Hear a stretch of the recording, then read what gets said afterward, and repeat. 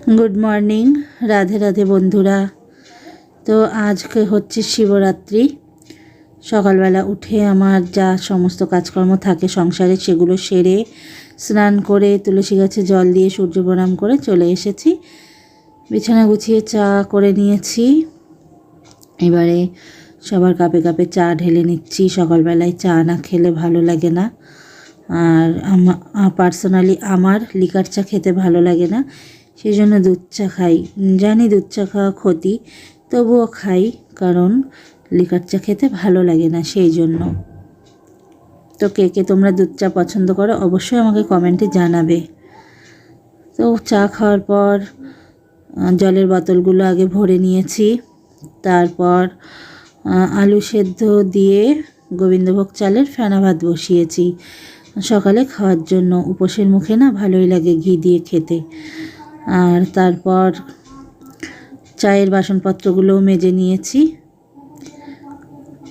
আর দেবাঞ্জন দেখো, ওকে আমার কাছে আমি রান্নাঘরে নিয়ে বই নিয়ে বসাই, কারণ ঘরেও একা বসলে না ও বই পড়বে না, সেজন্য আমি কাজকর্ম করি আর আমার কাছেই নিয়ে বসাই।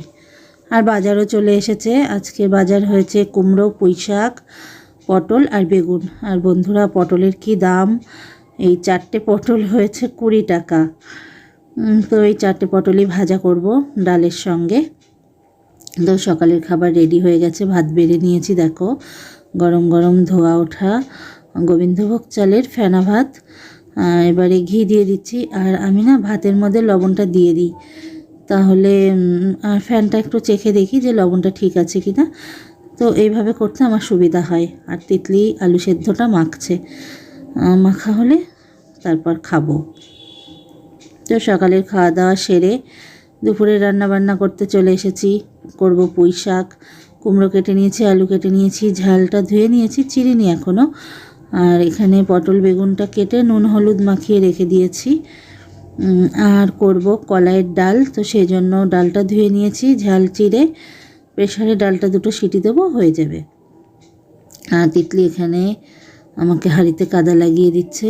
আমি যেহেতু কাঠে রান্না করি, তোমরা সবাই দেখেছো আমার প্রতিটা ব্লগেই দেখানো থাকে যে আমি কাঠের উনুনে রান্না করি। দেখো আমার উনুনটা ধরেও গেছে, মানে জ্বলে উঠেছে উনুনটা।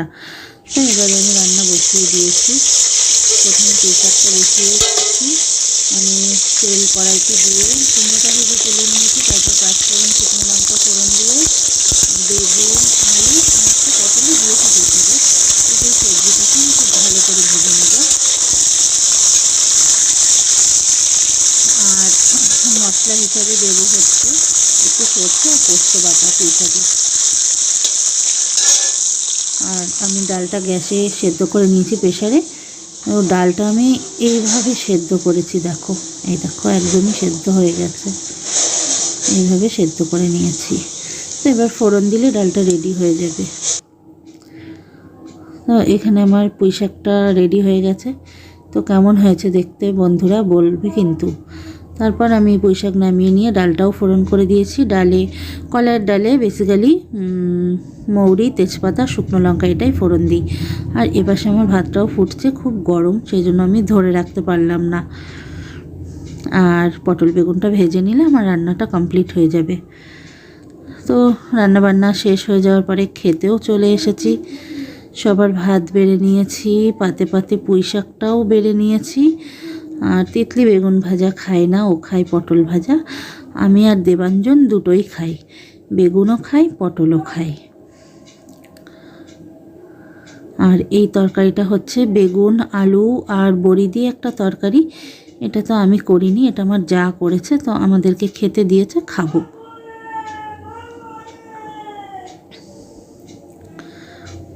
তো কলাইয়ের ডালের সঙ্গে বেগুন ভাজাটা খেতে খুবই ভালো লাগে।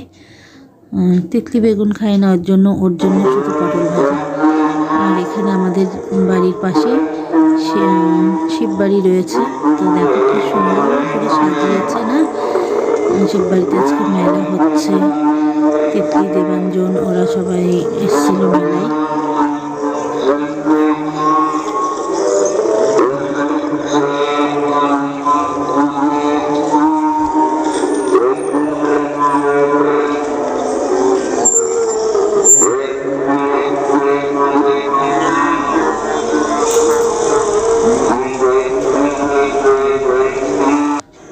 তারপর চলে এসেছি আমরা একটু বাজারে, পুরনো বাজারে। এই যে আমার ভাসুরের চপ ঘুগনির দোকান।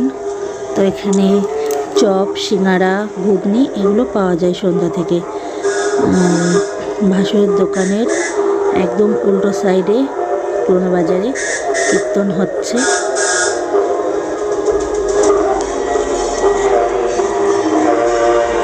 তো আমাদের বাড়িটা হচ্ছে বাগদা নতুন বাজারে, আর এটা হচ্ছে বাগদা পুরনো বাজার।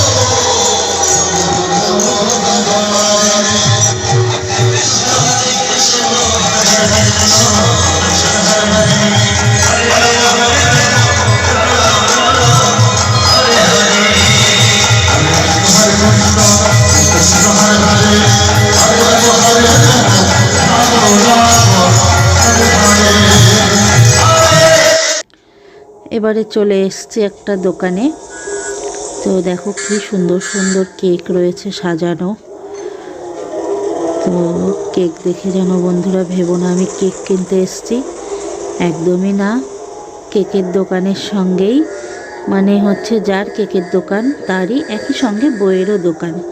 তো তিতলির ম্যাপ পেপার লাগবে, সেজন্য ম্যাপ পেপার নিতে এসেছি। তো কেকগুলো দেখে খুব ভালো লাগলো, সেজন্য তোমাদের সঙ্গে একটু শেয়ার করলাম। তো আর আমার এখানে এই দেখো ম্যাপ পেপারটা নেওয়া হয়ে গেছে। তো এবারে চলে আসছি বাড়ির দিকে। তো আমাদের ঘরের পেছনে হসপিটালে একটা শিব মন্দির আছে। তো সেখানেও এই যে পুজো হচ্ছে আজকে, চারিদিকেই পুজো, শিব পুজো, কীর্তন হচ্ছে। এটা একদমই আমাদের ঘরের পেছনে হচ্ছে। তো বন্ধুরা কে কে শিবরাত্রির উপোস করেছো জানিও। আমি উপোস করিনি, আমি শিবরাত্রিতে উপোস আমি করিনি, যেহেতু আমার শরীরটা একটু খারাপ সেজন্য উপোস করতে পারিনি। তবে আমি নিরামিষ খেয়েছি, সেটা তো তোমাদের সঙ্গে শেয়ার করলাম। শুধু আমি না, পুরো পরিবার শুদ্ধ। তো আজকের ভিডিও